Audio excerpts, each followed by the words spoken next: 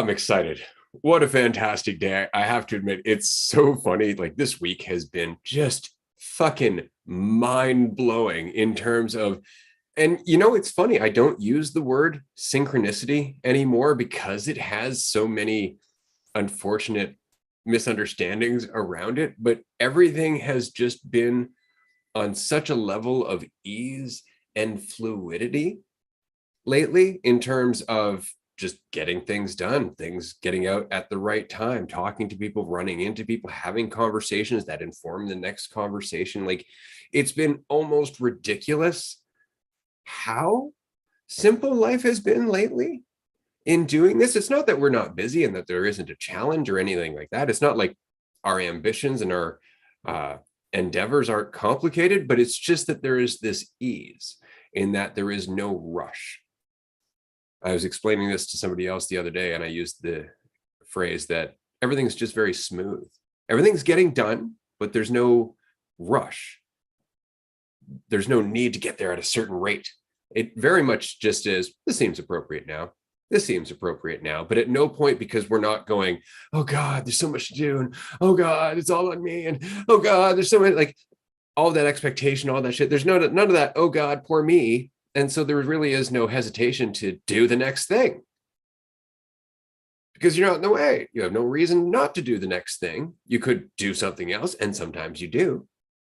But most of the time, you're just like, but that's just as fun in its own way because I'm the source of my experience, not what I'm doing, what I get out of it. I love working like that. I love working like that. I love living like that. I love podcasting like that. Like even right now, I'm going on and on and on. I have no idea where I'm going at all. I'm just really enjoying the process of going on and on. And I have a podcast where people are voluntarily letting me do that. It's kind of like karaoke, right? Like people get nervous about karaoke. They're like, oh God, everybody's listening to me. My perspective is, you're willing to give me a microphone and listen? Great, strap in. It's a very different attitude, but it really is the absence of giving a fuck about how you appear to others. That's all it is. Who are you living for? Are you living for you? And if you are living for you, are you really living for you, or are you living for the idea of you? Because there is a very subtle difference, and it is the root of your toxicity. Yes. Yeah. No, things have, I don't know, they're starting to feel more and more fluid, I guess. Like it's just kind of moving from one thing to another, doing one thing to another with no, because as you said before, because we don't have a destination in mind, we don't have specific goals that we strive for. It's just where we're at always. And how much attention can we give this thing that we're doing? And it's gonna, it's adding to the pile. It's adding to everything that we're doing is everything that we're doing. Because as we say so often, it's about the mentality that you embody along the way. And so the things that you do they're like expressions of the mentality that you're embodying. Like they're branches on the, you being the root of that tree, or your mentality being the root or the trunk of that tree. So when we don't have that perspective, we get caught up in thinking that the things mean so much about us, and like the things are they're the like root of us, is what we're doing and how we're being judged and how we're being perceived by everyone. But when you let go of that fear of being perceived in any certain way, that concern for your judgment or for your value improving or decreasing, there isn't so much concern for where it's going or the end of what it's going to turn into or what you're going to get out of it, because you're already whole in yourself. And so without so much concern for that, you can just be where you're at. And that allows you to, tap into that flow state when you're not so concerned for where it's going, because you can't know where the flow is going. You can't have any certainty about that. You can't cling to that idea that you should be in a certain spot, downriver. You're pointing to a spot. Like, I need to end up at this spot at this time. And the river's like, what the fuck are you talking about, bro? Like, we're going to get there when we get there. You're going to get to the place that you get to when you get there. But you don't know what that is, and you don't know how long it's going to take. But if you can let go of the wall of that river, trying to get to the spot that you think you should be, get there quicker, inevitably, get there easier, inevitably. You'll be whole in yourself when you get there. You don't feel like, oh, finally, I'm whole now. And all of a sudden you look over and someone accomplishes something more than that. And you're like, oh, no longer whole. Go in and out of that perception so often that we're always striving for it while we're always it.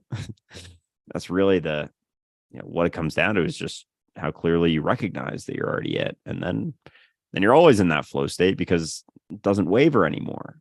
Not going up and down. You're not trying to be more the whole time, fearing you'll be less. It's a different track you start existing on, and that's where the flow lies. But it's funny because you have to let go of your idea of the flow state as a whole. Because it's funny, I could be in the middle of going through something, and all of a sudden I'll forget what it is, or I won't be able to, or I'll hesitate, is that not flow state? Or is it just not up to my idea of flow state? Is that not possibly the perfect impact for somebody else who may be listening, who does tend to hesitate, who does tend to worry that they're not in flow state because of doing something like that? See, it's never what we think it is. Just let yourself be. Just let yourself be. A mistake is not a mistake. You call it a mistake because your idea of yourself, but it's part of the process. We were talking to a guest earlier today. I'm not going to say who, because the episode will be released tomorrow, but we were talking about the fact that so often we come to a point where we express something and then we're like, well, I don't know if I really came up with that out of thinking about it. Like, it just kind of seems like a fluke. And it's like, no, it was the entire product of your life. Everything you've ever been, all the process you've ever went into through your life, all of a sudden came up to an insight as a result of everything you've went through. It may not make sense to you, but that's how it got there. And it doesn't make sense to you because of how you see yourself, how you view the process of thinking, the experience of intelligence. You see it in a certain way, like you are accumulating intelligence rather than allowing yourself to be what you've always been, which is intelligence. So it becomes an entirely different game. Instead of trying to become something, you're trying to get out of the way with all of your habits of trying to become something so you can recognize what you already are. And that's where your potential is. It's the funniest, most counterintuitive process. It really is. That all said, I wanted to mention something quickly because we're just getting into this episode. This is our call-in episode, which means that you can join us here on the screen right now for the next hour and a half or so. If you'd like to, just go to dualisticunity.com/live. That's it. There's a form. You have to fill in some of the information, agree to the terms, because of course you are going to be on an episode. This will become an episode after the fact. So you have to agree that we can use all of your insights and all of the things you'd like to share with us in that episode. That's really the only reason for the form. And so you can join us by Zoom link, or you can call in once you filled in the form. But it's that simple. And then you can join us for up to 10 minutes or so, shoot the shit, say anything that you'd like to. You can swear, obviously. So if you'd like to join us, please do so. dualisticunity.com/live. Yeah, one of my favorite episodes that we do, the call-in show, is always a lot of fun, whether it's, questions or just someone coming to chat, wants to have a chat with us. That's what we're here for. But I think what you're saying before regarding intelligent versus intelligence, like, that's kind of the difference right there, is how you perceive yourself. Do you perceive yourself in the lane of being intelligent or not being intelligent, or do you see yourself as being intelligence? Because then there's no measurement to intelligence. It's just like the whole thing. It's the whole pond. There's no way to have a better or worse part of the pond. It's just sitting in that sort of space that can't be raised or lowered, because it just is what it is. But as long as you're on the side of intelligent, that you are something that is intelligent or not intelligent. You're existing in this space that is very much just a spectrum, and it goes up and down depending on how you perceive yourself, how you perceive that other people perceive you, and all of those things. And it's dictated based off of ideas, based off of thoughts and things that could never possibly measure the reality of you. It's strictly rooted in a fiction, in an idea. And so that's all this conversation ever comes down to, is how you perceive yourself in regards to intelligent versus intelligence. Like, you're already intelligence manifest. Everything you're doing is perfect, no matter your perception of what you're doing or how it's going or how you think it's being received. You don't know. You don't know how it's going to be perceived. You don't know how it's going to be received by everyone and everything else. And yet we spend so much time still judging as if we do. Like, we just think that we can know. You never can. You never can. Ever. And yet, the one thing that you do know is that you are here now. That's all you know. And Andrew and I were talking about this briefly yesterday. That is such a very deep tunnel in terms of layers and layers and layers of willingness to question and willingness to be responsible for, willingness to face what our ego would love to say is impossible. And just in going down that subjective experience of being willing to see that you are the all of everything, you start to recognize more about everyone else. And by you are the all of everything, I don't mean your idea of you. See, immediately you're going to go, what, this person? No. See, because you see yourself as a small little part in a room, let's say, separate from the room. But that's just because you think you stop at your skin. But the fact is, all the vibrations of your body, all the things that are happening, your heartbeat, all the thoughts, all of the electrical transmissions through your brain, that's a constant hum. It's a constant vibration that is very much a part of the reality around you. It's shaking the air, it's shaking everything, whether you see it or not, because there is no separation. And it's just because the person next to you tends to think of themselves as just that little separate part. You don't recognize that you are both the same awareness, that there was no division outside of your discomfort at being the same awareness, because that's really it. Are you willing to be everyone else? Are you willing to let go of your idea of yourself enough to recognize that you could be anyone? Because that's very much the case. Often we're like, no, I could never be like that. No, you could. You really could. But your idea of yourself puts you in a very narrow path that stops you from doing certain things because of that idea of yourself. If the idea were to change, those options would change.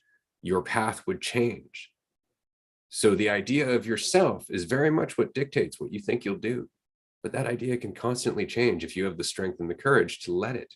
But if you do, all of a sudden you start to realize that you're far more than your superficial idea of yourself. Specifically thinking about Andrew Tate at the moment, because he's such a perfect example of this. The idea that he could ever be empathetic or more effeminate, as he would look at it, that he could be, say, a nurturing father figure to a young girl like his daughter, that he could ever just let down that attitude of being a conquering male asshole. Like, he just resists it so much because so much of his value is wrapped up in it. Right. And that's all. It takes courage to question yourself. It takes courage to let go of everything you think you need to be to defend yourself. See, and he doesn't see it that way. He sees vulnerability as weakness because he's afraid to be vulnerable. So he has to see it as weakness. So you see how all of his options are very much limited by his idea of himself and his attachment to that idea. Whereas if he were to let that go, he would find more insight. He would find more ability to empathize. He would find more intelligence at his disposal, if not for the ego that wants so badly to already think it's superior.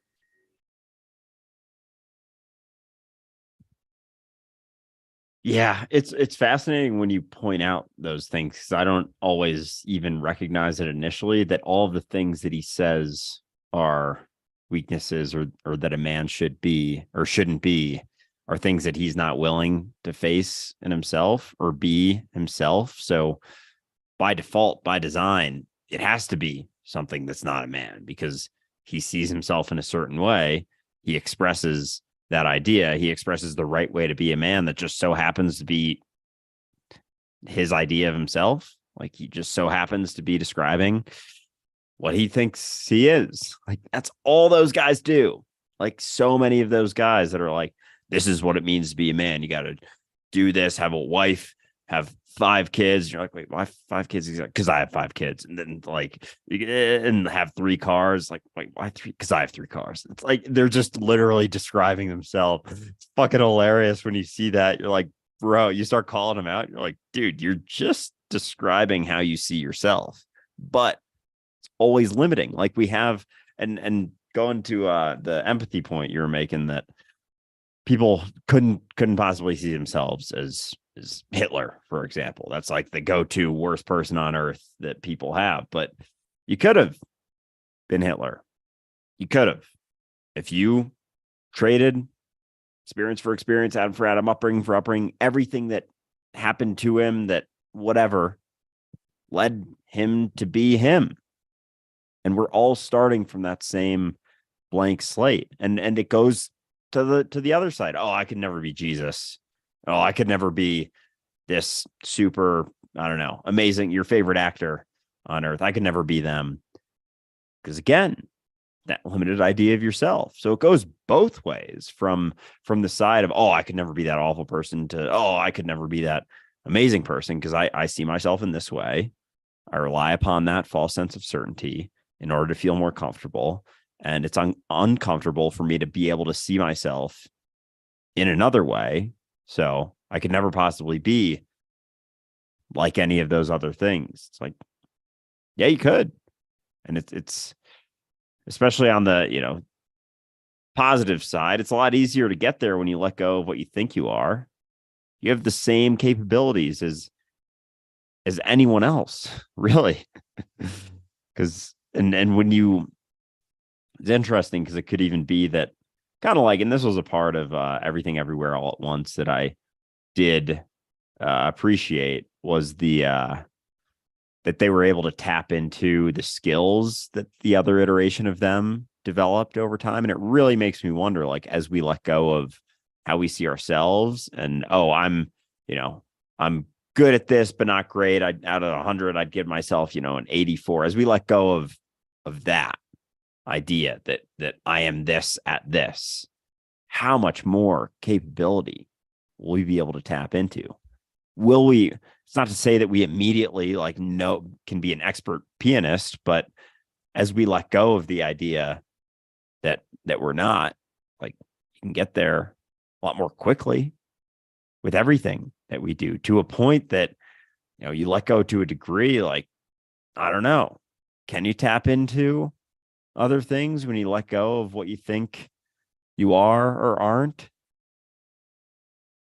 That's a damn good question, isn't it? I think it's interesting because in everything everywhere all at once, it was only skills that other versions of her had, whereas we're not just the one person. See how it's immediately limited to other versions of Andrew or other versions of Ray, but there is no Andrew or Ray. So it's really other versions of everything that you're tapping into all the time, which includes all skill sets. But how much can we open ourselves up to that skill set? Obviously, we can open up ourselves to a greater degree to the mentality that is able to master a skill set more easily by being present, by being patient, by being enthusiastic.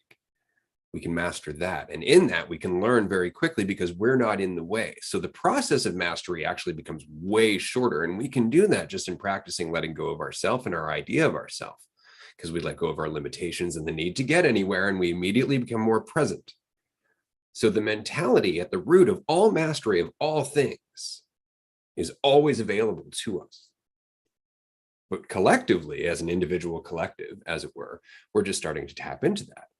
Like most of our conversations on dualistic unity are the fact that we're never in that state of mastery or that state of flow, that we're always thinking about ourselves. We're always doing the exact opposite of what the fuck I just described. Always. And so we are incredibly fragmented as a collective mind. It's so very difficult for us to hone all of our collective resources into any one intention because we are not in that. But I think, and I would posit, that it is within our capabilities as we change collectively, as we start to tap into that level of flow, that level of mastery, as we start to break down the borders between all of us, and we start to share more freely all of our insights, and everything starts to change in terms of our cohesion as a whole, I would almost posit that it would be easier at that point to tap in to things that normally right now we'd go, oh, you're a natural. I think it would almost be easy to do that with almost anything, simply by virtue of the fact that we are working together more fluidly as a whole, and I think would have more access to our collective intelligence because of that lack of friction. That makes sense. That would be pretty fucking dope.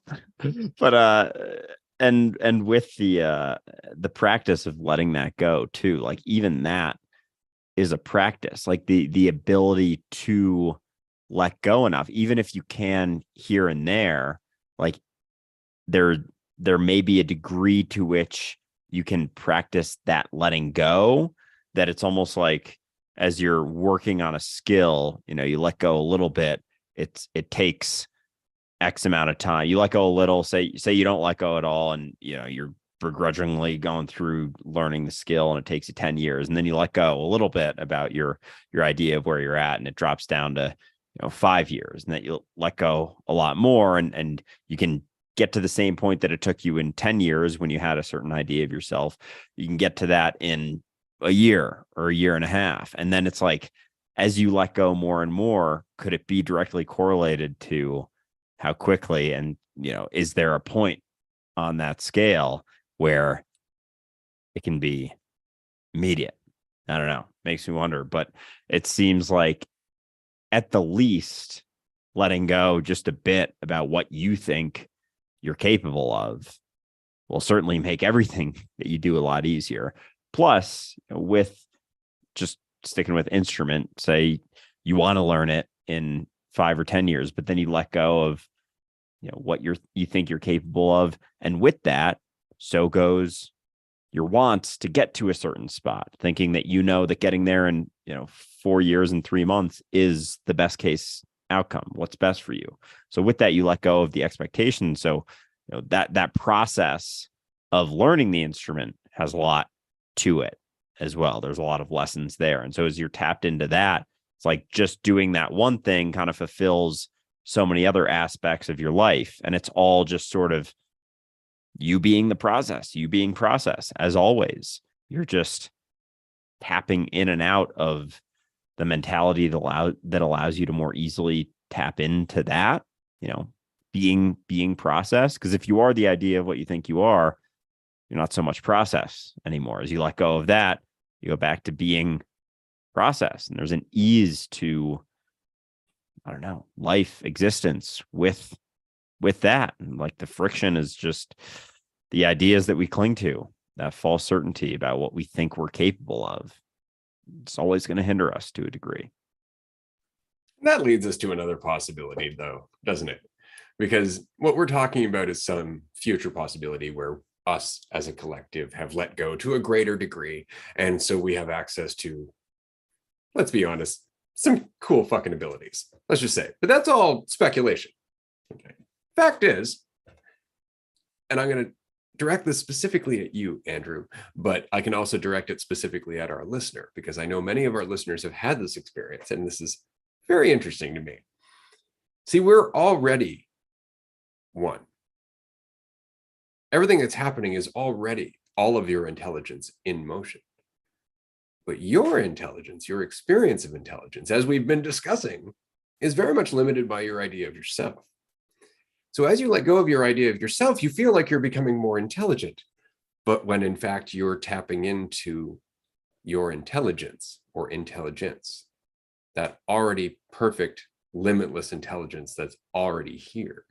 And so you are more able to change the flow by simply reflecting more of that intelligence. But as you do that, you have to understand that you're also tugging on the tapestry, which means that everybody else who lets go all of a sudden is contributing to you feeling more intelligent, aren't they?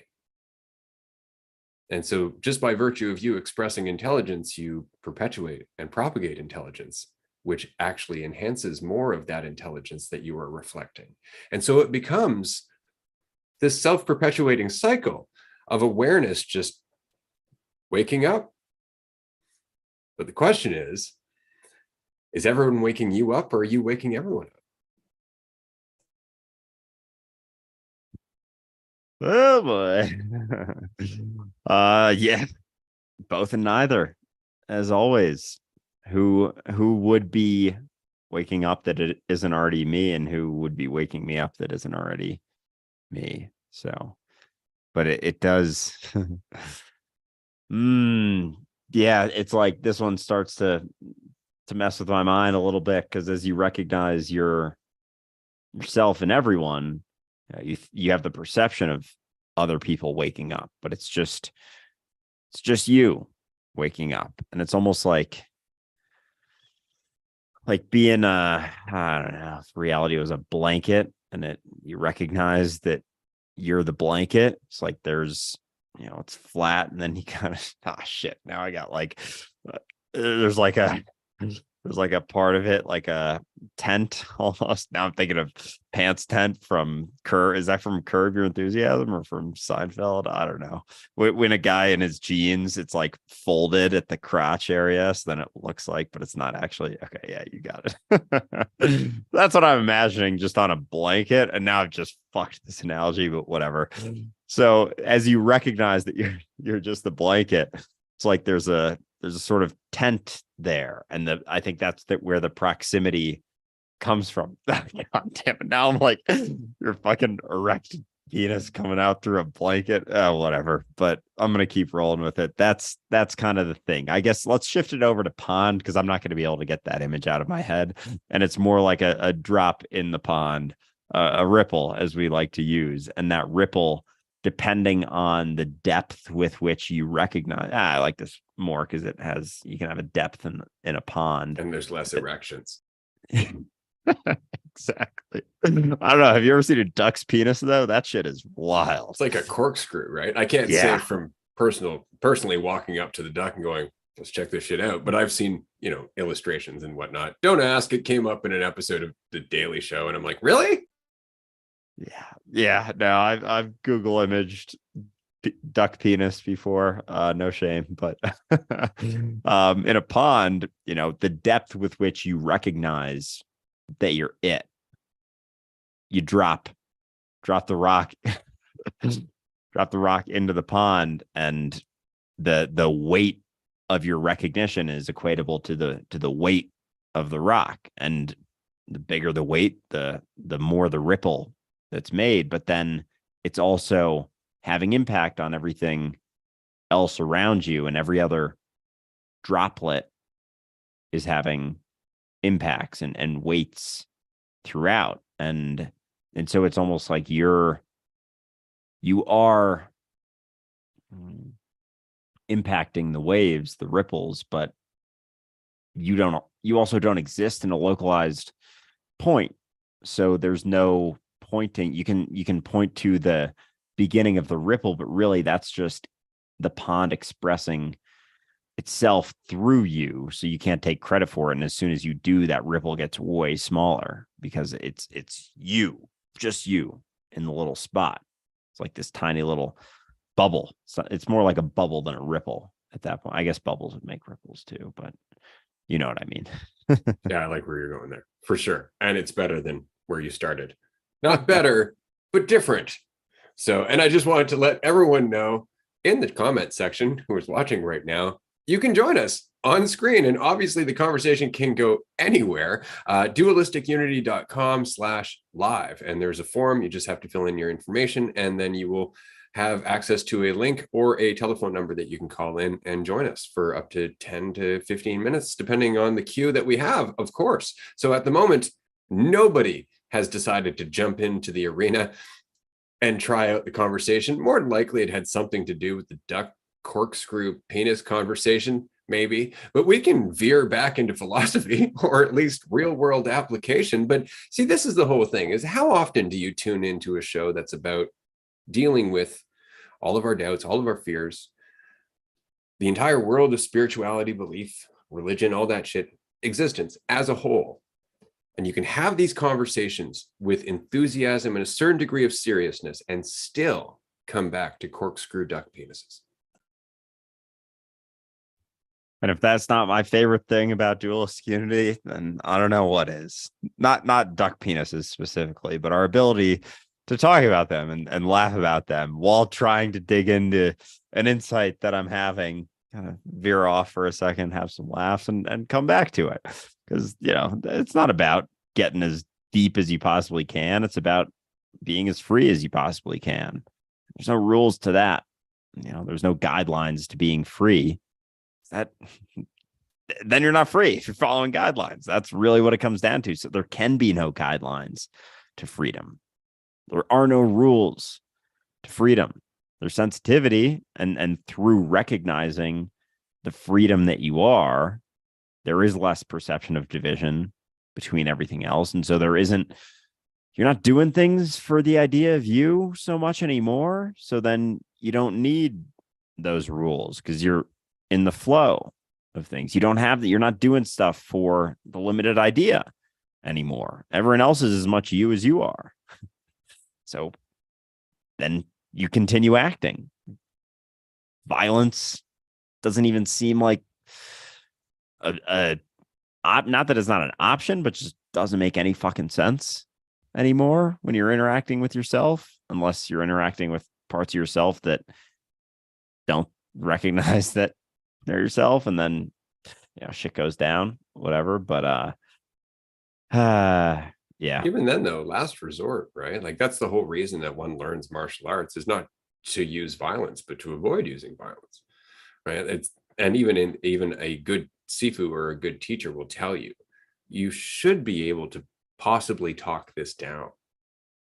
You know, that's a big part of self-defense, in my opinion, is knowing how you can de-escalate a situation without necessarily immediately getting into that violent confrontation, because a lot of it is just fear. If you go into a situation, you feel intimidated, that fear is going to lead you to do something drastic, and that's going to escalate the situation. And so being capable in yourself, again, knowing yourself, walking into a situation, knowing yourself and not needing to prove anything, not needing to get anywhere, but actually giving it your full attention, will often de-escalate things before they ever get to that violent situation. Right. So that in itself is kind of like a superpower.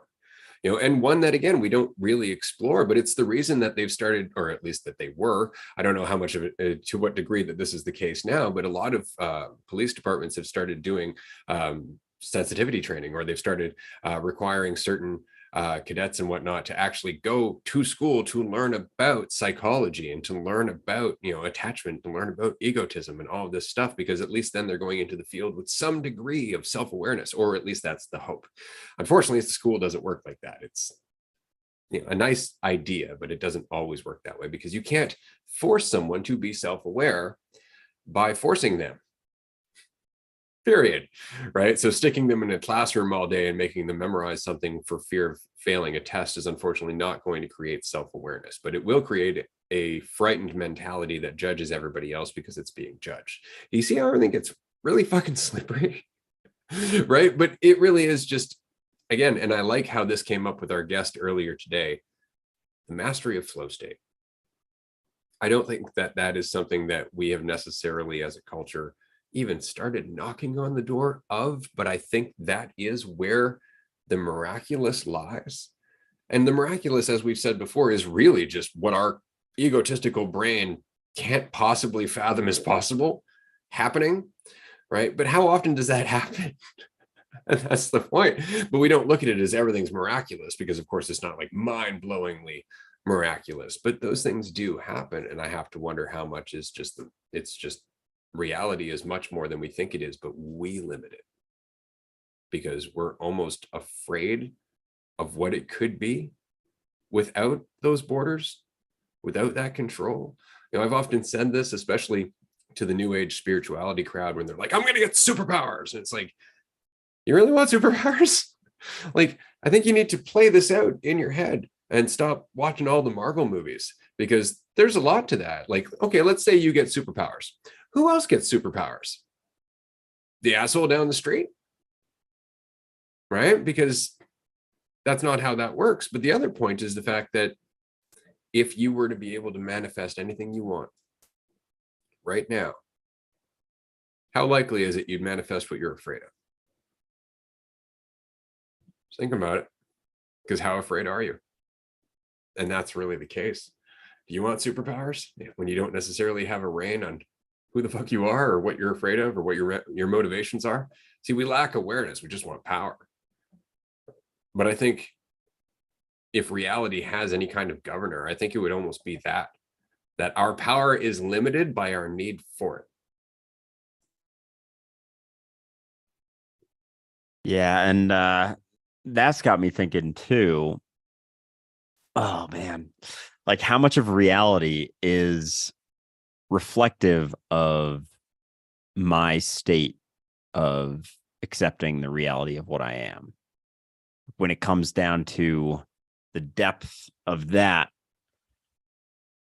like everything that's happening right now in society, like it's all me. And so if I'm caught up in seeing me as something separate, as something super limited, like the spectrum on which I see that,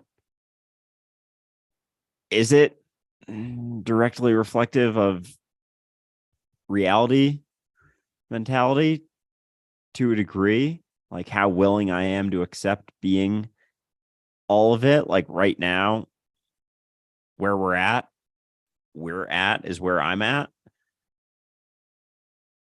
Makes sense, right? That everything is perfectly appropriate to where you are in your journey, because you are not you. You are everything. So it's all your journey. It's just that we tend to look at it as Andrew's journey, right? Or Ray's journey. But there is no Andrew or Ray. There's just what is. There's just the journey.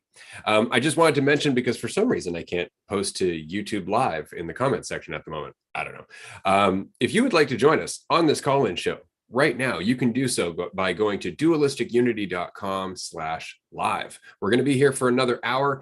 If you'd like to jump into the queue, there isn't one at the moment, so you can chat until somebody else would like to join. You get at least 10 minutes to talk to us about anything that you would like to talk to us about. If you don't join us, then chances are we may default back to duck corkscrew penises. Yes, join us. So, and if you want to bring them up, you can talk about them too. If you're as fascinated as I am, when the first time that I saw one of those, I was like, damn, does that mean that the vagina is a corkscrew too? Or the inverted corkscrew? I guess it would make I'm really sense. glad that we're fleshing this out. Like, I think it's really important to the community that we finally uncover this part of the conversation, because honestly, it's not addressed enough in spiritual dialogue. Ducks, especially, as well as everything that goes into reproduction for ducks. Because personally, I mean, I was pretty amazed when I found out. I'm not gonna lie. I'm just like, really? That's crazy. And it gave me a whole other appreciation for all the shit that exists in reality. Like, you got to consider, like, that's pretty weird. not weird. Sorry, no offense to duck listeners. I'm just saying, but when it comes to the reality that I'm familiar with, it would be weird. And I love that point of view, don't you, though? Like, if you were to think about it, aliens coming down to Earth one day, we'd be like, oh God, they look so weird. But they would think the exact same thing about us, is that we look fucking weird. Why? Because what you think is weird is very much based on what you're used to. That's it.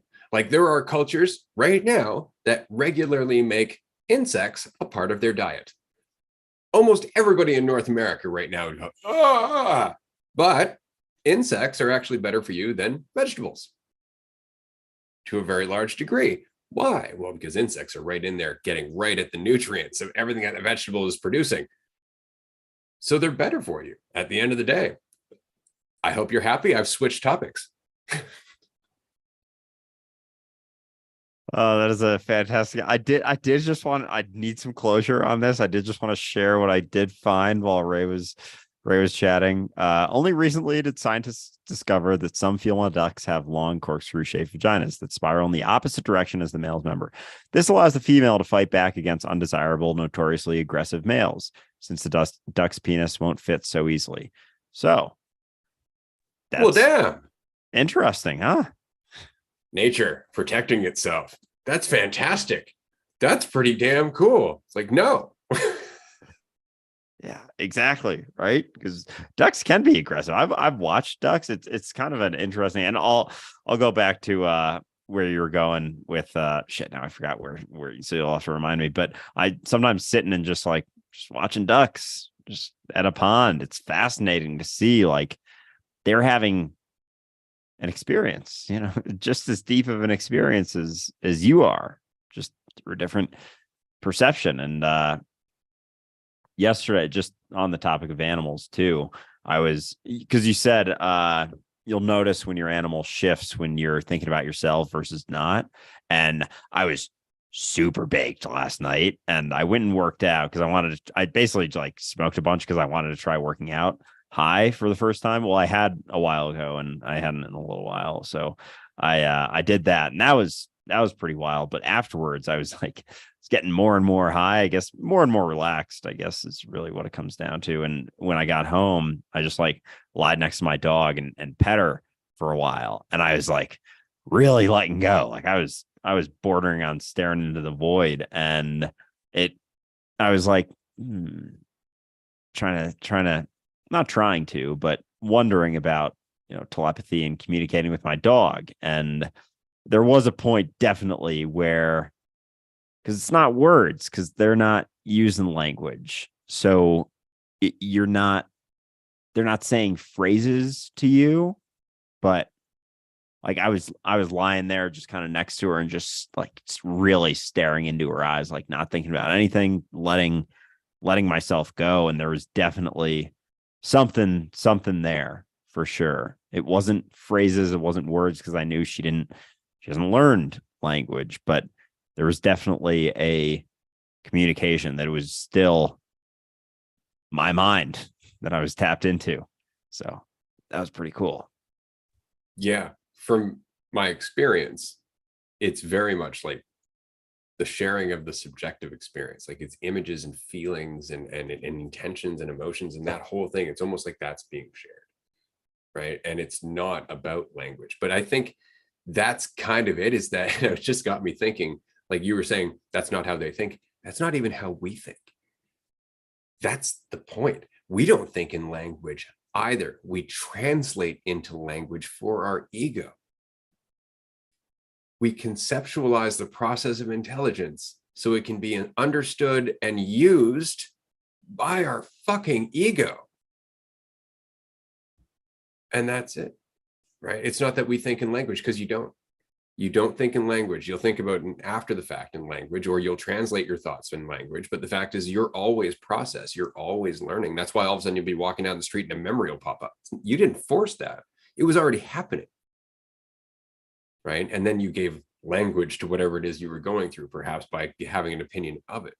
But we don't think in language either, which is why the first years of our life, we're still learning, even though we don't know language. Oh man, that just hit me too. Like thinking back to memories and how we perceive things. Like every memory is going to be perceived differently when you're not you in the memory. When you recognize that everyone in that memory, whether it was traumatic or enjoyable or whatever, was you also. And like you can have just such a different perspective of everything. And even just like as you said, memories happen and you don't force them to happen, or you don't choose that they happen. And I just had like a rush of some memories hit me, but I was seeing it from the perspective of being everyone in it. And so it almost neutralizes all of the memories.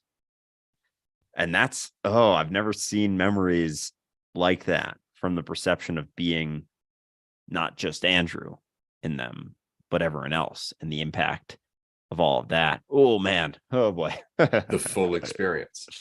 Yeah. But the full experience, which means that everybody that was there, that was a part of it, everybody was impacted by it.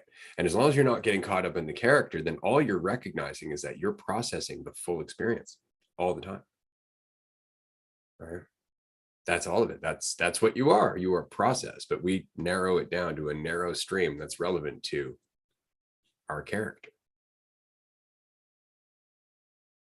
That said, we have somebody in the queue. Now, I do want to mention to everyone else that, again, you can join us here on the screen and chat with us up to 10 to 15 minutes or so. Just go to dualisticunity.com/live, and there's a form. You fill it in. There's a Zoom link and a phone number that you can use, and you can call in and join us. We're going to move on to our first guest. I'm going to let Andrew speak for a few minutes while we let them in. Just 1 second. All right. Sweet. I'm excited. We got Aaron joining us. Hey, Aaron. Good to see you. I'm still trying to figure this out. No worries. Me too. Always. Now, we appreciate you joining us today. You're the first person to call in. Are you serious? No, I've never used Twitch or anything. So I saw in the Discord and I was like, oh, okay, how do I get in here? I'm too old for this. So no, I got it. I did it. That's great. Would you like to chat about anything specifically, or would you like to just hang out with us for a bit?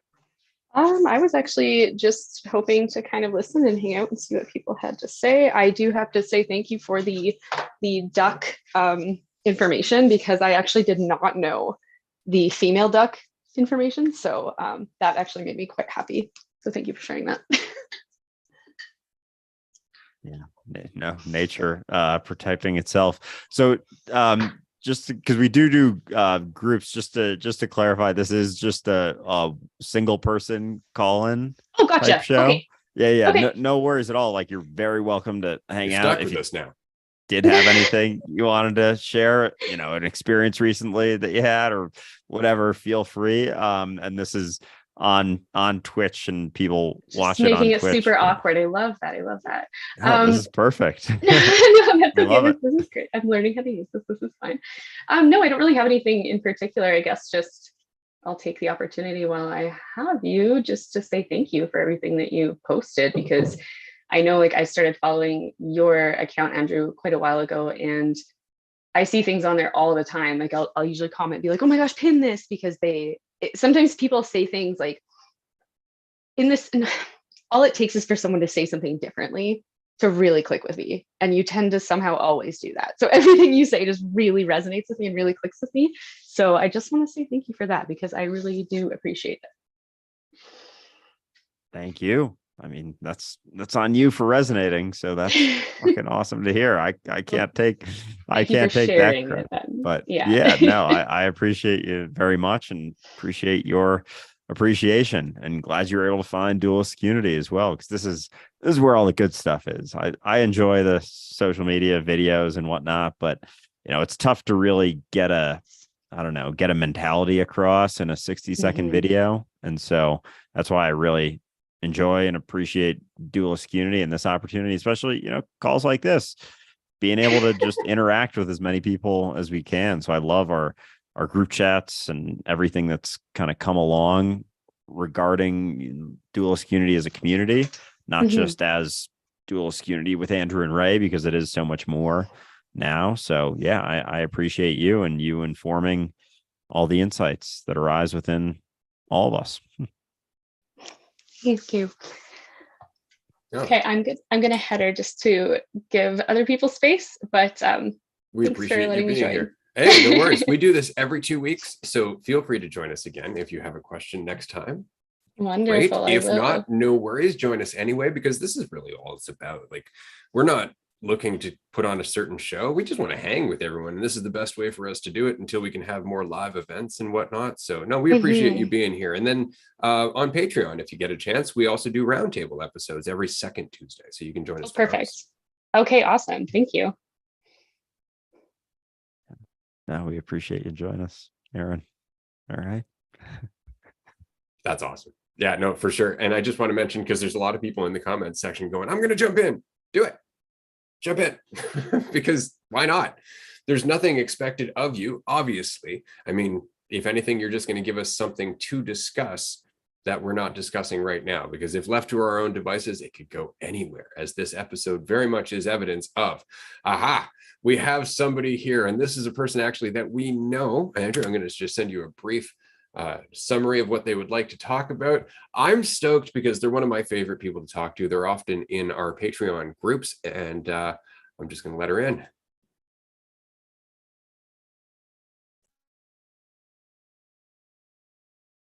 All right. Jade, what's up? Hell yeah. Thanks for jumping in. Hey. I am freaking out because I hate videos, but here I am. I'm so glad. No, that's great for sure. And again, you know, like, we appreciate you being here. You're not stuck here for the whole episode. You're here for like 10 minutes so we can just shoot the breeze, you know, talk about anything. But for everybody who doesn't know, Jade is a regular part of the Dualistic Unity community. She is often sharing insights with us in our group discussions. And so we're very happy to have her here today. Uh-oh. I don't know what happened. Is it working? Yeah. You're still here. Are you here? All right. Sorry, I'm here. It was like echoing. Okay, so I put some stuff in the comments, but then I was like, just being. And what I was talking about with like what I wanted to kind of talk about, because today I realized how much I was judging myself.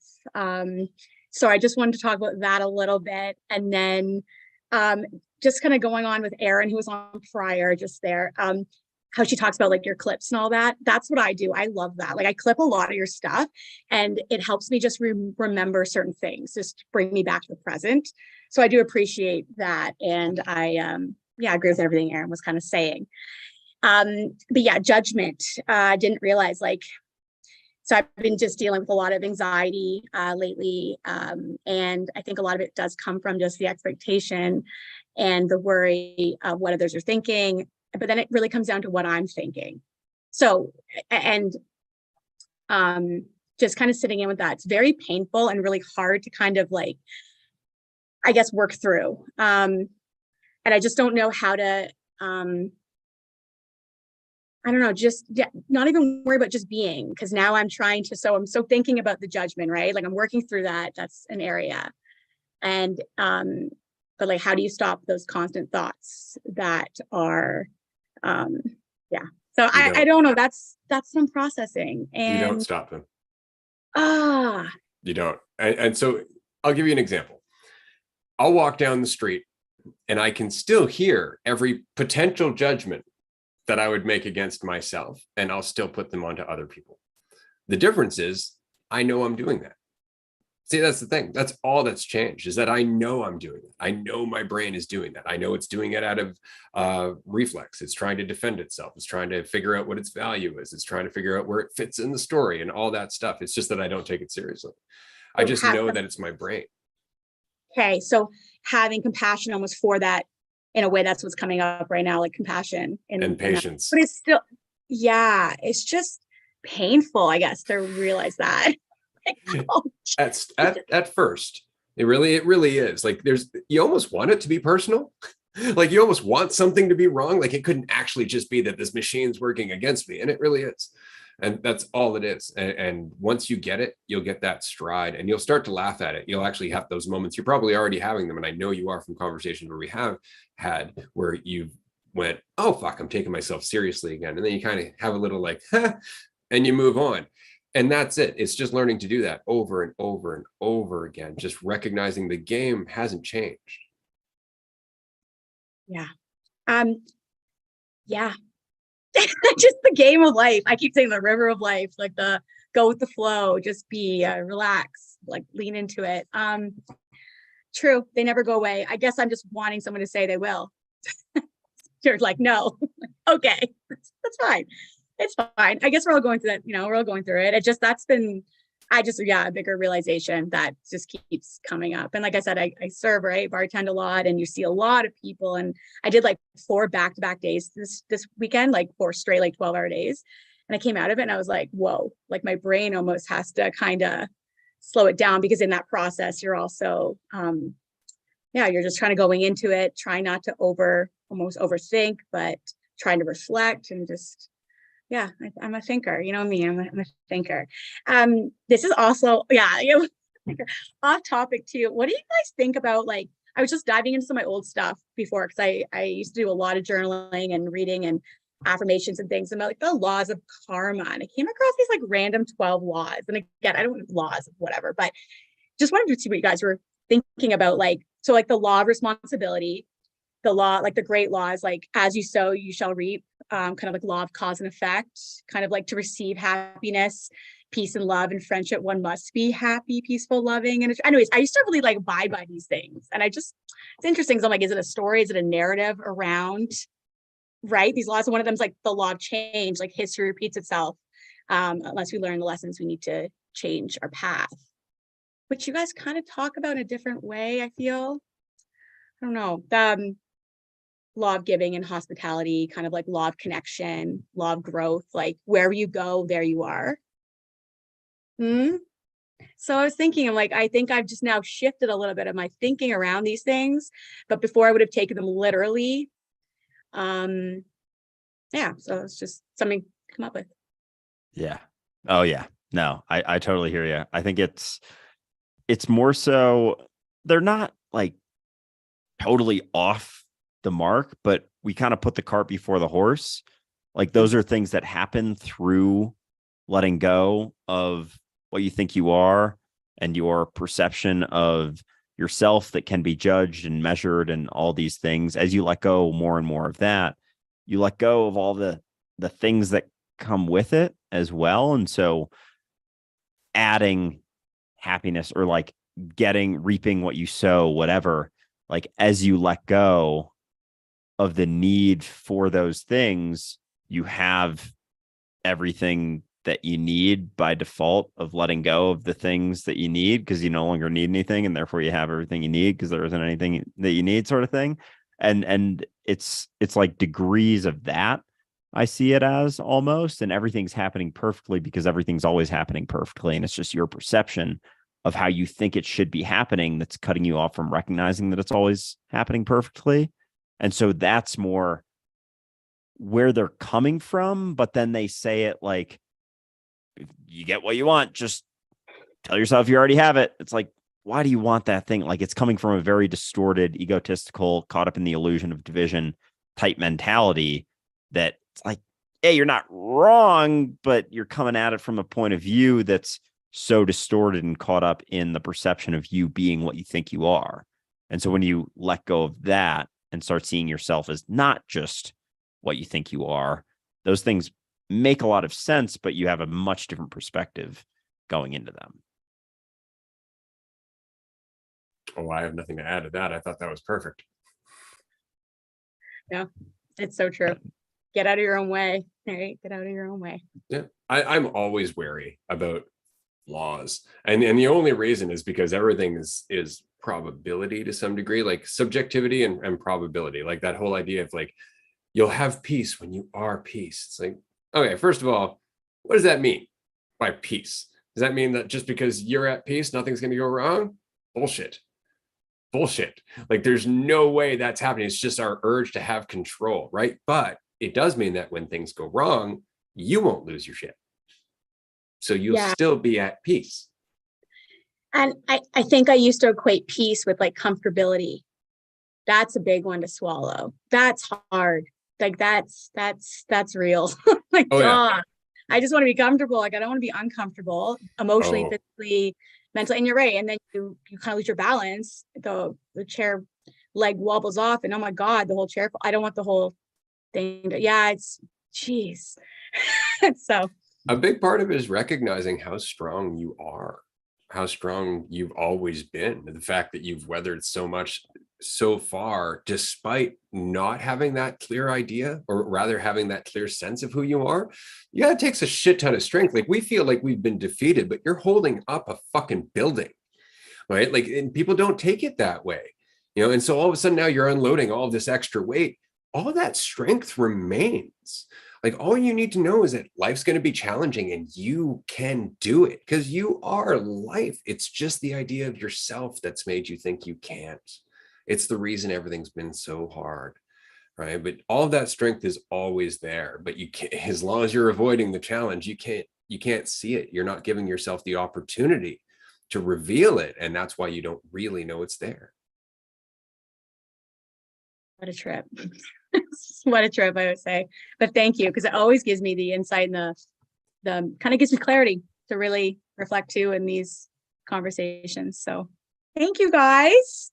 We love having you here, Jade, for sure. And again, anybody who would like to chat with Jade and the rest of us at any point in the future can do so on Patreon, patreon.com/dualistic unity. She's often in our groups, as well as a bunch of other amazing people. And we love having these conversations.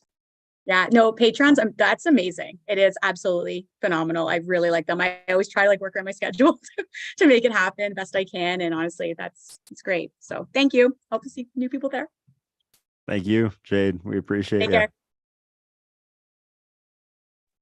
That's awesome. That's That was fantastic. awesome. It's always nice to see Jade and the rest of our Patreon supporters and the people in our Discord and all of our community. It's nice to see everyone, is what I'm saying. I love people. I love versions of myself. It's taken me a long time to really understand what that means, which applies actually to our next guest. And her question, this is another member of our Patreon community. So I'm very excited to welcome Brittany. All right. Hell yeah.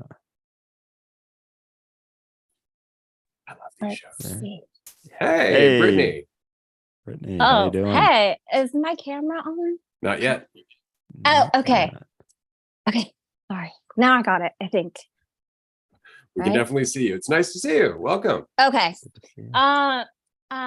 So I kind of forgot already what I like wrote. I can tell you right now But- how to see okay. yourself in a close, loving family member that you cannot see yourself in. How to deal with that.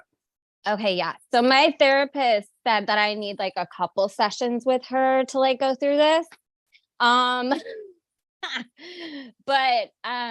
so my brother and I, my only sibling, we're very close. We always were. Never really had any like I went, really close, right? Okay, so as soon as he moved to New York City, he started being a little bit different.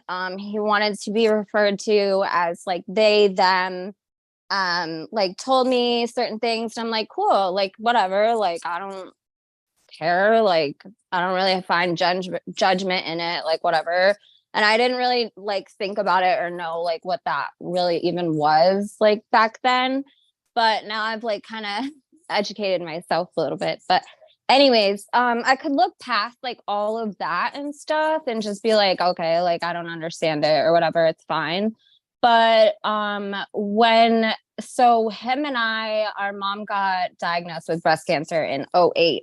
And we made a pact back then, like a brother-sister bond pact, that no matter where we are in our lives, that we would help each other, like with the funeral services, the after, like the after stuff and everything, because we kind of knew it was going to happen. We just didn't know, of course, like when.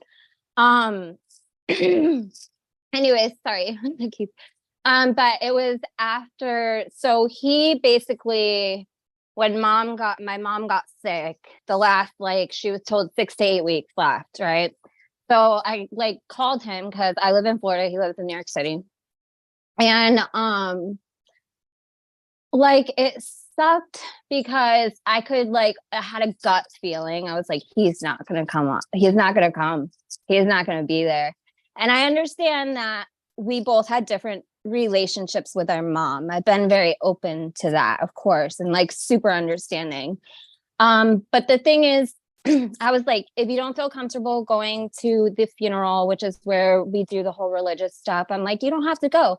But it would mean the world to me if you could just come to the celebration of life party, that it's going to be more of a party and like good energy, and I'm hosting it. And it would mean like a lot for me if you definitely for sure came that day. Like, even if it was just you flew in for a day, because it's literally a 2-hour flight. So yeah, so blah blah blah, fasting forward. He didn't come to anything. It was like so hard because I had to plan everything myself. It was like just a really super bad emotional time for me. Because I never thought that he would do that to me. Like, I'm not sure like what I did for him to like be like, oh, psych, like I'm not going to be there for my sister. You know, like I can respect that, like mom and him had a different relationship and maybe you don't want to go, but like also like, can you, like a part of me maybe is being selfish because I'm like, maybe I am being selfish because I am having an expectation of my brother and this pact we made, and I'm trying to see it and I just can't friggin' see it. And it's like, I'm trying so hard to see it, but I'm like, man, I would never fucking do that. Like, that's really fucking shitty.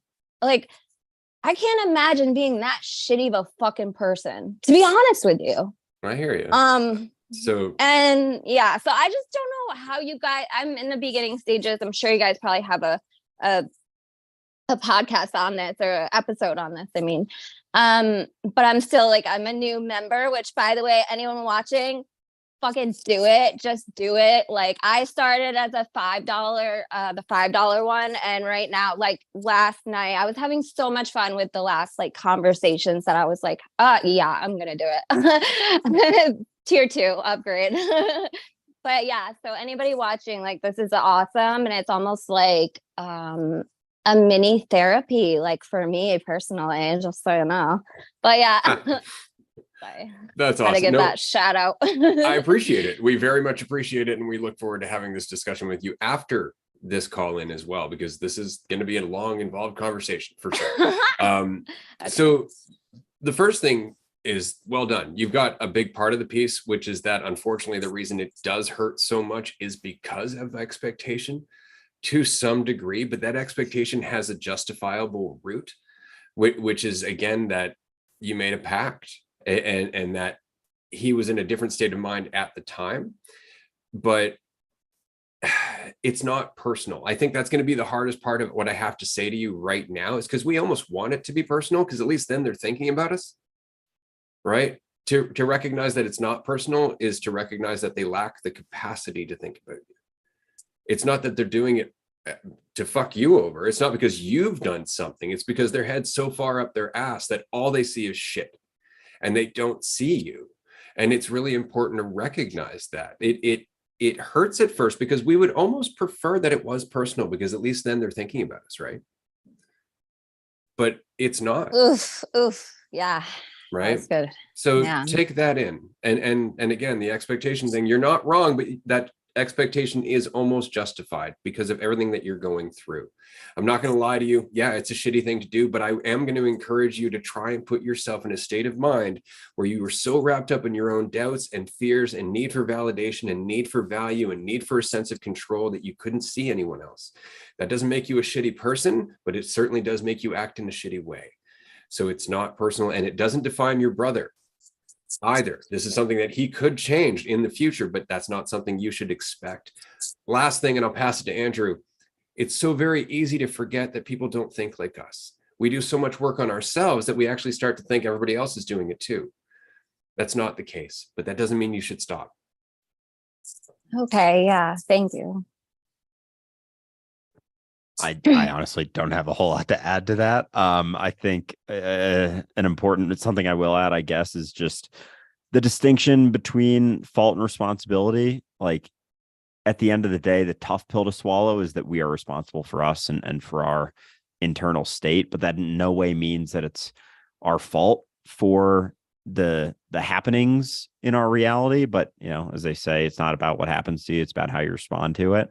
And so your brother's actions, they don't have to do with you. They're not your fault. They're not, and even the entire situation absolutely is not your fault, but the way that you respond to it is your responsibility. And so it's finding that balance, letting go of the idea that it is personal to you, but also understanding and recognizing that the expectations do oftentimes breed disappointment.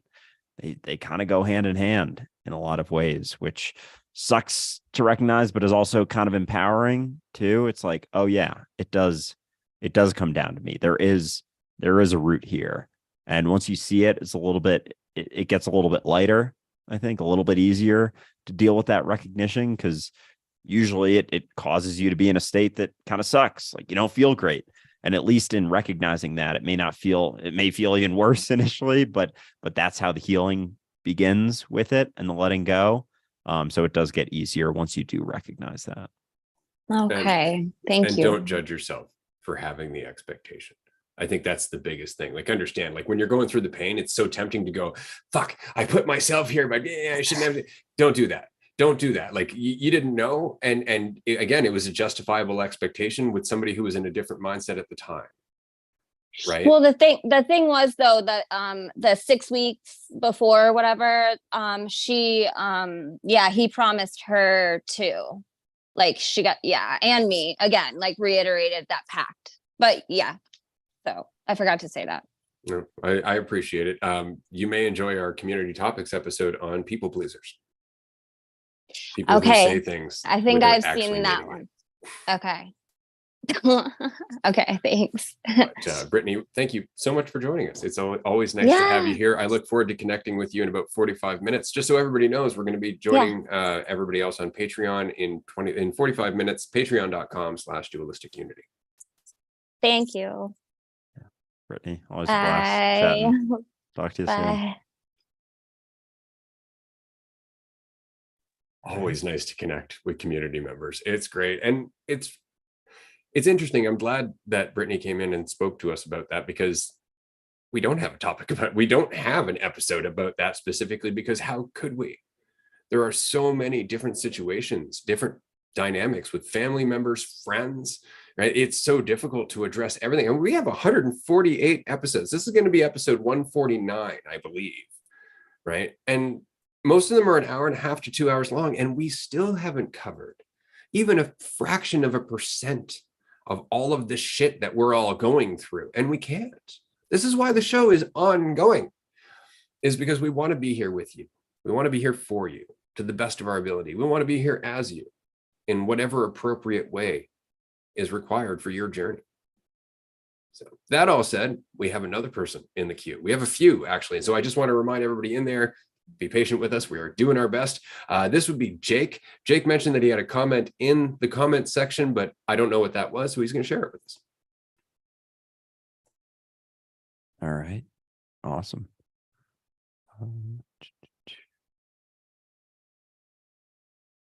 Jake, what's up, man? Hi. Welcome. Thank you. Sorry. I'm on my phone right now, so I'm not going to use the camera if that's okay with you guys. No problem at all. What can we do for you? No worries. Okay, so about 3 years ago, it's sort of like what Andrew described, like kind of what happened to him. I went through this week where like I had all of these like really intrusive thoughts, but they all seemed like true thoughts, like about the universe and stuff like that, and about like the lack of control we have. And like I just didn't know how to feel about it.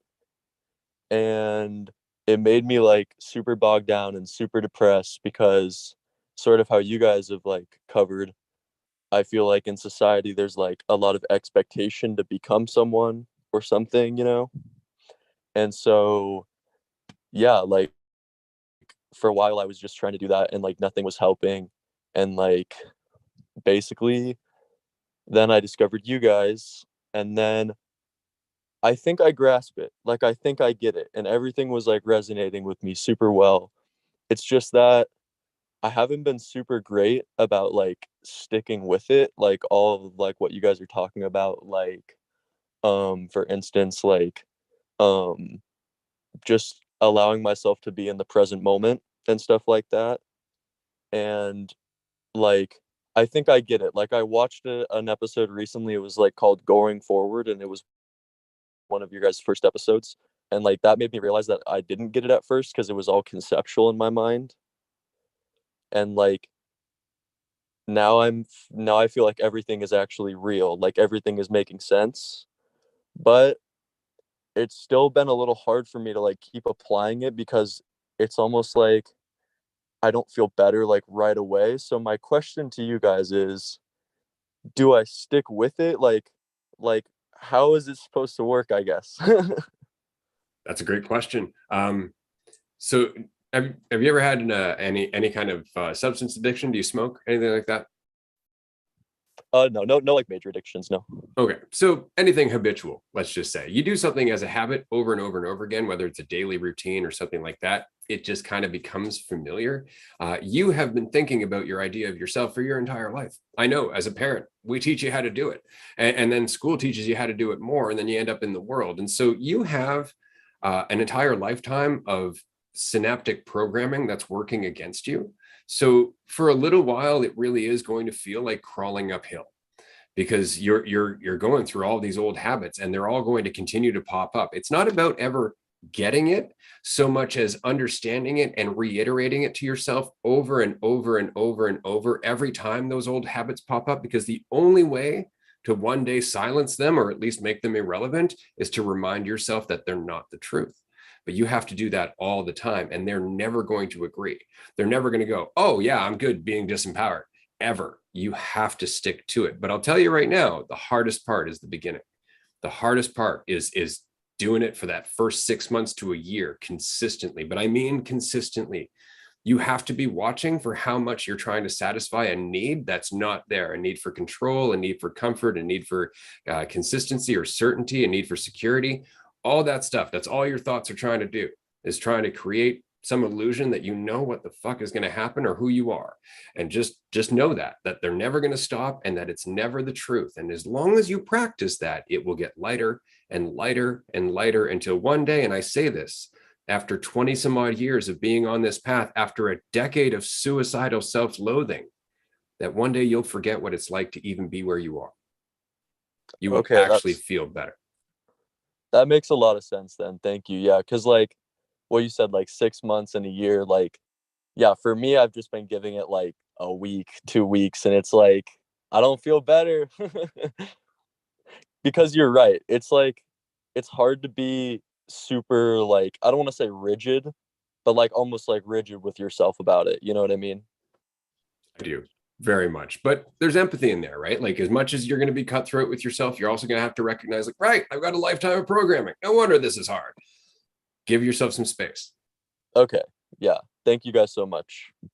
Yeah, absolutely. Yeah. And it's not that you have to be something too, because like how our brain works is it always is trying to settle upon a certainty. And so it can start to create this idea that you're someone who is working on these things and you got to be that all the time. And it's not, it's a different type of thing. Because even when I first heard Ray say you always got to stay on the ball, immediately I was like, well, shit, I better stay on the ball all the time. Like that sounds like it's effort and work, and it's the letting go of that. It's like even right there, as immediately as you're like, oh, do I have to stay on the ball? It's like let go of that right there. That idea that you have to be something, and that's the staying on the ball is the lack of a fear of falling off of it because you're always on it.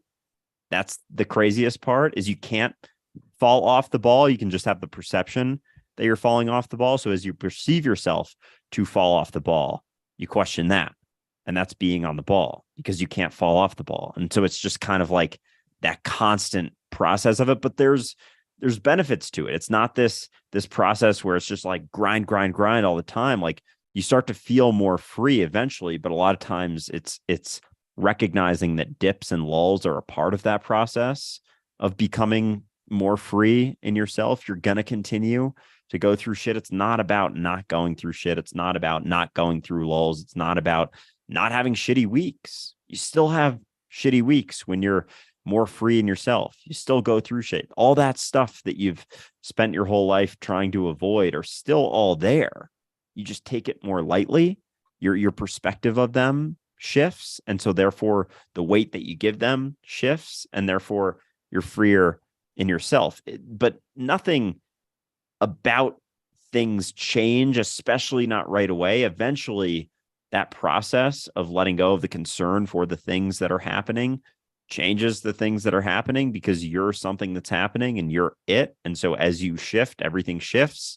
But that doesn't happen as quick as our ego would like it to. You know, we have this sort of cerebral timer on things, and they say it takes 3 to 4 weeks to build a habit.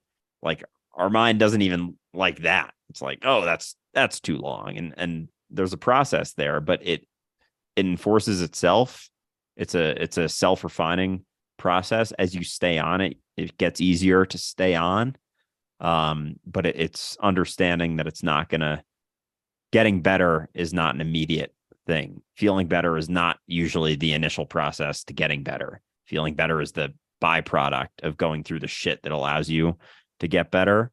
So as you go through that, it absolutely does get easier, but it's not going to seem like that for a little while, just because you can't settle on that certainty that allows you to feel comfortable or some semblance of comfort for such a long time, but also enforced all of the suffering that you experienced as well.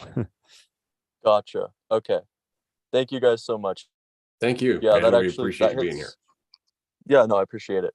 That's really important to me then. Cause like, yeah, like I said, I haven't been super good. Like I've been good at being like talking to myself, like being rigid and stuff like that, and like trying to be on the ball. But then how you guys said, it's like since the results aren't immediate, I guess it was like a little bit confusing. Cause before all this happened, I was a happy person, sort of, you know what I mean? Like sort of like it was very like ego mindset, but like I had really high highs and really low lows and like stuff like that. And so Yeah. like I wasn't really familiar with going through depression and stuff like that. So it's good to like learn about it. Not even like depression, but just like learning about, being a healthy person, like putting in the time, putting in the work to actually see Yeah. change happen. Well, because that's when it sticks, right? That's exactly it. So I do encourage you, continue to go through season 1 if you can, because you may have noticed with me, it's all about the application. I have no, love and light kind of answers to shit. I'm well aware that life is tough and that you got to go through it in order to find that strength. But so everything I talk about is application. It's really not about believing shit. It's about going through it. So yeah, listen to season 1, connect with us as often as you can. We're happy to be here for you, man. Thank you so much. All right, that's it. Thank you so much, guys. Thank you, Jake. We appreciate you being here. All right, thank you. Jay. Bye. All right. See you, man. Yeah. All right. Fuck. I resonated a lot with that last thing you shared there. Like being kind of happy, but going through the high, like the highs feel great, but the lows feel shitty. Like that's where I was most of my life, through that perception of myself. But yeah. I fucking love these conversations. Oh, call-in shows. They're so informative. They're so helpful. We have another person in the queue. We have 2 people in the queue. We're hoping that we can get to both of them. First one is Hugo. And Hugo would like to discuss the ego, specifically liking to talk to or in front of people, and how the ego can be mixed in nicely there. Obviously, this is very much something that Andrew and I can talk about, because we talk in front of people pretty much all the time. Oh, yeah. We're just waiting. He is joining. He may have a slow connection. I'm not too sure, but we're going to do our best. Yeah, no, that conversation was fantastic. But to discuss the subject that Hugo wants to get into, I think the most important thing before we even get into it is recognizing, if you need to be in front of people, if you need to have those accolades, if you need to get that high from people looking at you and all that, spend more time alone. Because that very much is it. You'll know if it's an addiction. If it's a high that you're chasing, then that's something you should be wary of. That's really it, right? Like, I like chatting, I like being in front of people, but no more than I like being alone. Like, I'm not like, ooh, I'm going to get people and they're going to love me now. Like, none of that in any way is in any part of my consciousness when I go to chat in front of people. Like, to me, there's no difference between being alone or being with people. So you see how it changes? Yeah. I mean, really, it comes down to that perception of division. And so it doesn't much matter if you're with other people or by yourself, because either way, I guess for me growing up, like public speaking was always on the fear side, but it's interesting to have that perspective of it being on the addictive side. Like people, you need to be seen in that way. And a lot of people that get depressed, I guess, do have a very positive idea of themselves for a very long time. And then as that shifts, as it goes away, like there's, I don't know, inherent ramifications of that. Because I guess, and people come at it from both directions, but we all fluctuate through it to some degree. And I guess for me, it was always just coming from a negative idea of myself. Like it was always from the fear, the concern, like very much the fear of judgment. And there's a number of things that help with dealing with that. But I think at its core, it's recognizing that you're never talking to anyone but yourself. So there are no others to judge you. You know, they may judge their perception of you or their idea of you, but that's their perception, their idea, their judgment. They have to live within that judgmental state. And when you start to see it that way, that it's personal to them, it gets a lot easier. But all right, Hugo here. I know we've got into it a little bit, but Hugo, good to see you. How are you?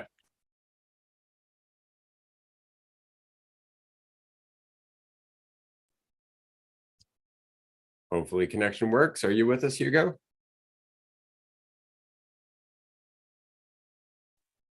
Give it a few more seconds. If not, we will move on to the last person within our queue and try again for another day with Hugo.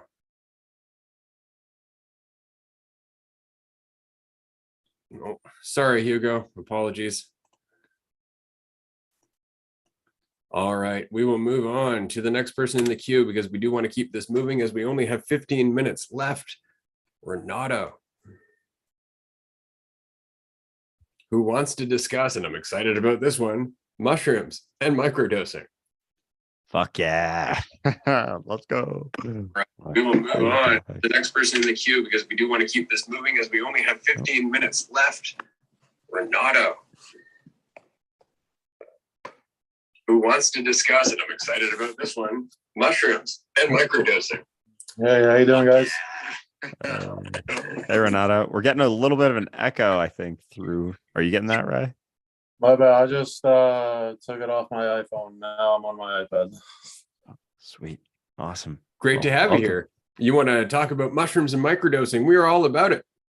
Yeah, I figured I'd come here to ask anybody. I was gonna go ahead and just say really why I wanted to talk about it. Basically, well, I already had my first microdose. The first 2 hours were going well. I thought I didn't really take that much, but I still started feeling my body like tingling, calm, happy. Are you guys still able to hear me? Yeah, Okay, absolutely. just making sure. Then after a certain while, the regular anxiety that I have, the depressive thought just started to kick in, but to a more intense level.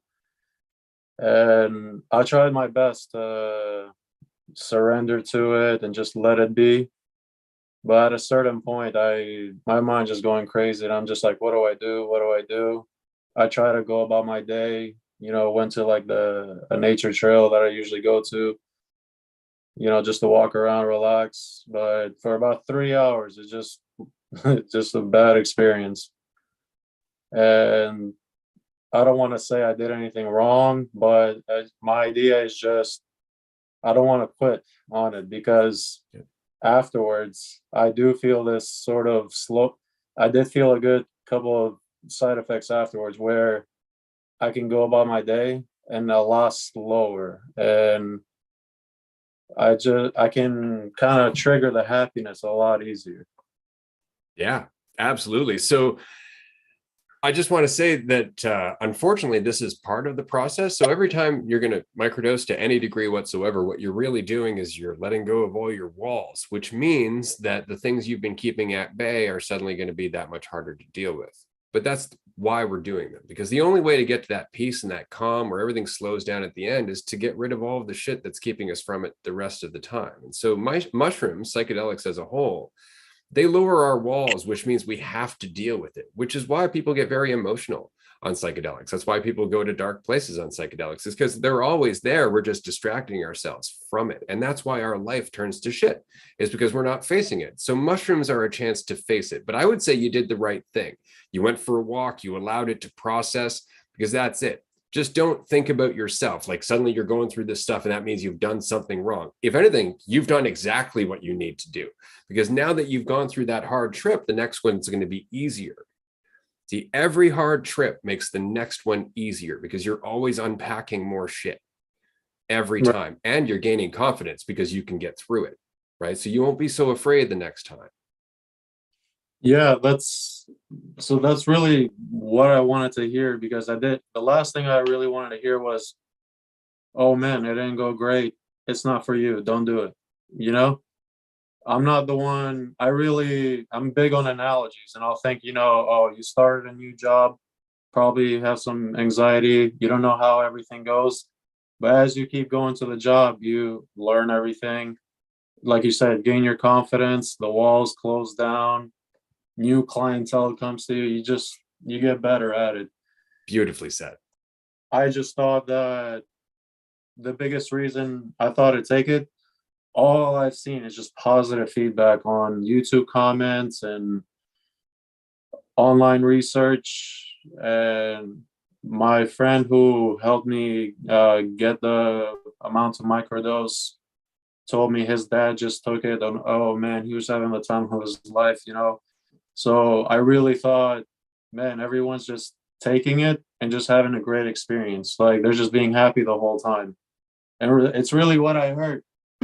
It's really what I heard from them, And so after my experience, I was just devastated because obviously I had a good 2 hours, but my mind was just focused on those 3 as if I did something wrong.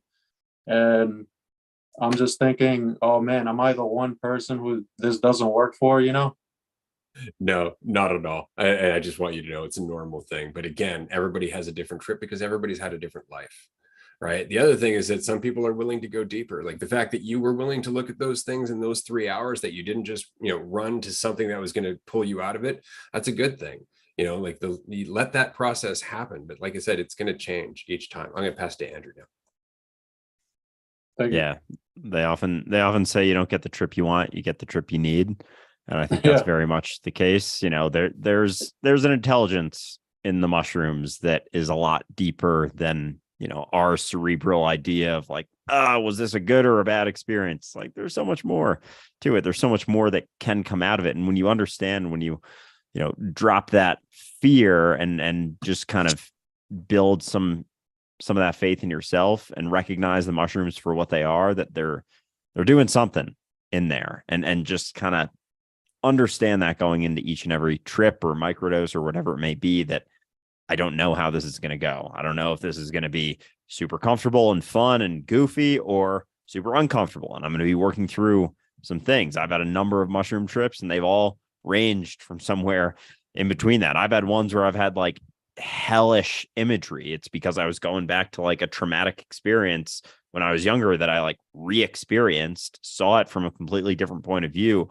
and was able to kind of like put it to bed after that. Was it super comfortable going through that? Fuck no. It was like one of the worst experiences of my childhood or young adult life. And yet I still went through it, and there was still a ton of benefit coming out the other end. And so we never really know what the implications of it are going to be. But as long as you let go of those, cerebral ideas of, oh, is this a good or a bad trip that I'm experiencing? It's like, it's an experience, and there's things to learn from it as you let go of your idea of whether or not it's a good or a bad experience. Right. To be honest, when I have my notes kind of written down in case like a bad trip happens, or I'm not even on shrooms, but I just will get overwhelmed. One of the ones I looked at is just how you said, it's not a good or bad, or it's only a bad feeling if you process it that way. I forget the exact words you used in one of your videos, but the more you resist it, the more you resist it persists. What you And resist persists. Yep. yeah, I was doing my best to try that out, but at a certain point, you just forget. You forget everything you learned about how to deal with these intensities. But Oh yeah. yeah, the big idea for me to come on to talk to you guys was just I didn't want to quit on it. I got something out of it, even though there were bad moments. Afterwards, like the next couple of days, I saw myself like, whoa, I can actually manually slow down, feel happy. I was able to do it. Yeah, you'll feel lighter, but it's not a pharmaceutical. It's definitely not something that's like, here, take this, you'll feel better. But it is something like, here, take this. Your intelligence is going to process a bunch of shit that it hasn't had the time Right. to. Yeah, I really just wanted not to be like too certain, but I just want to get your idea. Was it normal that happened? Yep. Will you just get better at it as you keep doing it?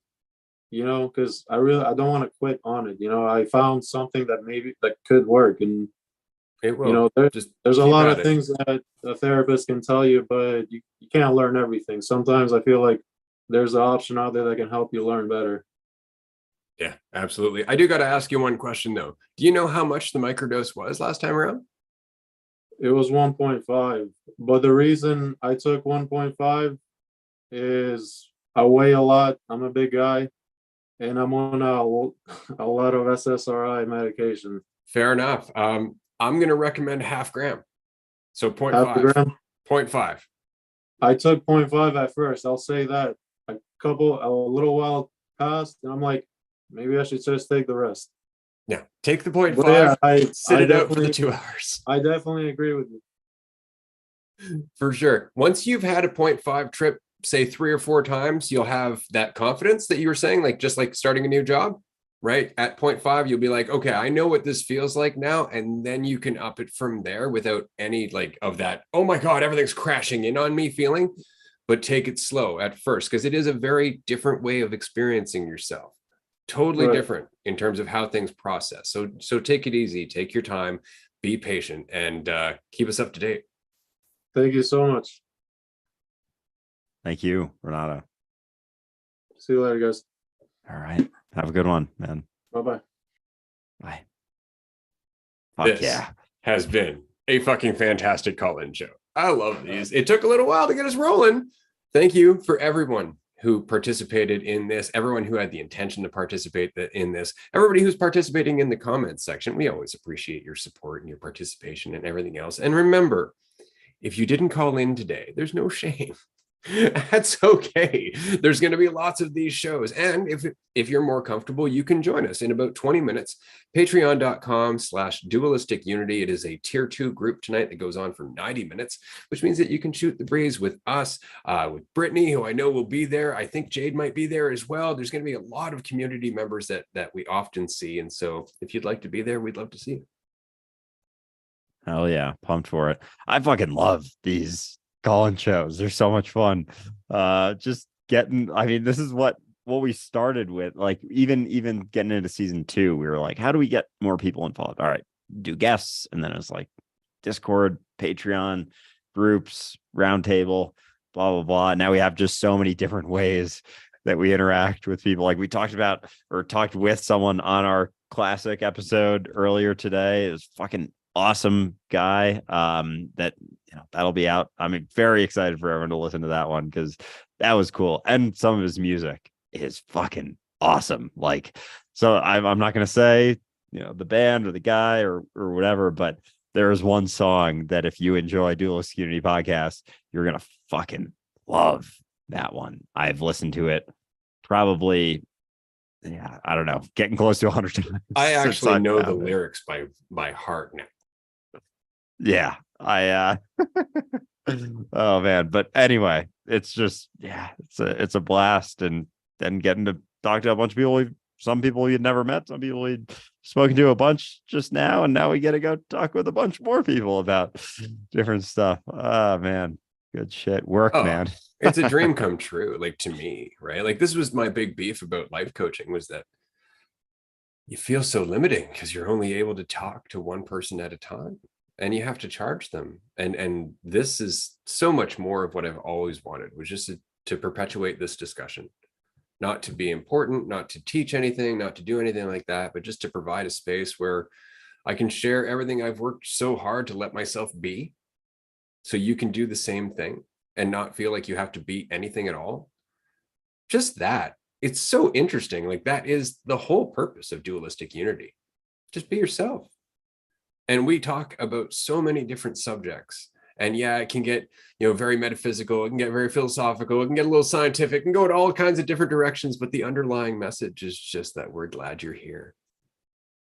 And you can take that however you like. We're glad that you're here with us, or we're glad that you are here, that you are the here and now, that you're everything, and that we're a part of that. And so this is really just sharing that with you, because why the fuck not? Like, I have eternity to be myself. Why wouldn't I spend it with all of me, which is all of you? Amen. And sometimes we even get into discussions about duck penises, because why the fuck not? We're sitting in eternity. Might as well cover funny looking duck penises. And maybe that'll be the first thing we go into in Patreon, if anyone's curious. I'm sure a bunch of people have Googled what the fuck does a duck penis look like now. And yeah, they're pretty funny looking. This episode sponsored by ducks. Duck watching can be a lot of fun, though. You really start to see yourself in the ducks in a way, like see that their interactions are actually not that different from humans. Same with all the animals. Like, we're not above any of it. No, if anything, we're less civilized to a very large degree. I did want to mention something on the topic of ducks and wildlife as a whole. We have one ticket left for our April retreat, which is coming up in 5 weeks. Kind of fucking mind-blowing. One ticket left. You can join us. It's going to be incredible. We're in Port Alberni on Vancouver Island in Canada. The nature is gorgeous. There are ducks, eagles, deer, salmon. We're literally right beside a river in this 4,500 square foot lodge. It's got a hot tub. It's got this outdoor contained gazebo with like a fireplace in it, a wood fireplace, no less. So we chop wood and we get the fire going and all that. We have bonfires. There's so much in terms of this experience. It goes from April 1st to April 9th. If you are looking for the opportunity to really embody all the change you've been working on, to really have that space to work on yourself, to let go without everybody going like, what are you doing? Validate me. Come and pay attention to this because it's fucking important to me and all that shit. Without any of that bullshit, you can just be yourself with a bunch of other people who don't want any of that bullshit. And we have a fucking fantastic chef who's going to be there to make sure that as we go through all these awesome insights, perfect timing, they come out and go, dinner's ready, and we can all eat and enjoy each other's company. It is the closest thing to heaven on earth that Andrew and I can create right now. And so if you can make it, we would love to see you. April 1st to April 9th, you can get your tickets at dualisticunity.com. Fuck yeah. Looking forward to seeing a number of you there and chatting with a number of you in a couple minutes on Patreon.